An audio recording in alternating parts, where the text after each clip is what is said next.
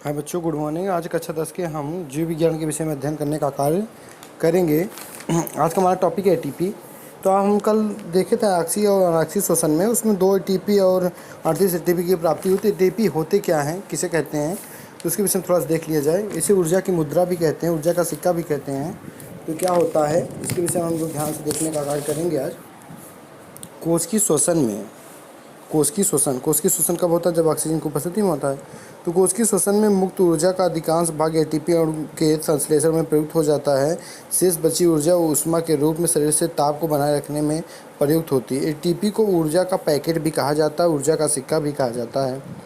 आवश्यकता अनुसार इसका उपयोग कोशिका की विभिन्न जैविक क्रियाओं में भी होता है। बच्चों, जिसको जितना ज़रूरत होती है, कोशिकाओं की जितनी भी जैविक क्रियाएँ होती हैं, उनको संचालन में एटीपी ऊर्जा देने का कार्य करती है।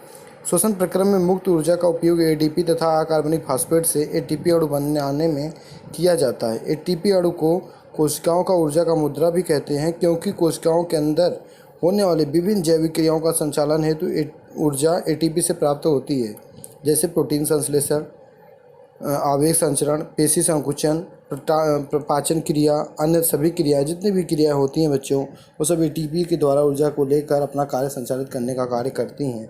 इसलिए ऊर्जा को मुद्रा, एटीपी को और ऊर्जा का पैकेट के नाम से भी जाना जाता है।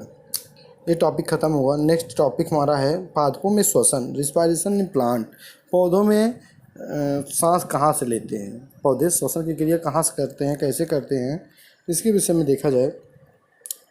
पौधों में गैसों का आदान प्रदान रंध्रों के द्वारा होता है। बच्चों, एक उसमें छिद्र होते पत्तियों में पाई जाती है निचली सतह पर, जिसको स्टोमेटा कहते हैं। वो रंध्र होते हैं। रंध्रों की सहायता से पौधे श्वसन की क्रिया गैसों का आदान प्रदान करते हैं और अंतःकोशिकीय अवकाश यह सुनिश्चित करते हैं कि सभी कोशिकाएं वायु के संपर्क में हैं। यहाँ कार्बन डाइऑक्साइड तथा ऑक्सीजन का आदान प्रदान विसरण द्वारा होता है।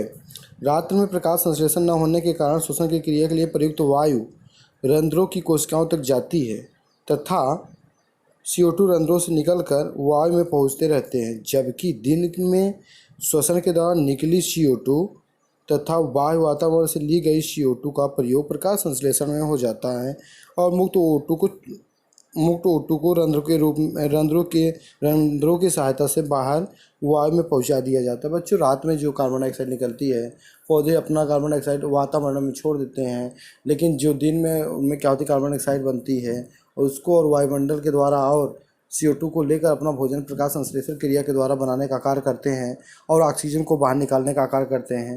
ये सब समस्त क्रियाएं बच्चों पत्तियों में होती हैं और रंध्रों की सहायता से होने का कार्य करती हैं और वातरंध्र भी कुछ इसमें सहायता करने का कार्य करते हैं। ठीक है, इसके आगे नेक्स्ट वीडियो हम लोग मिलने का कार्य करेंगे। आज के लिए बस इतना ही। Thank you.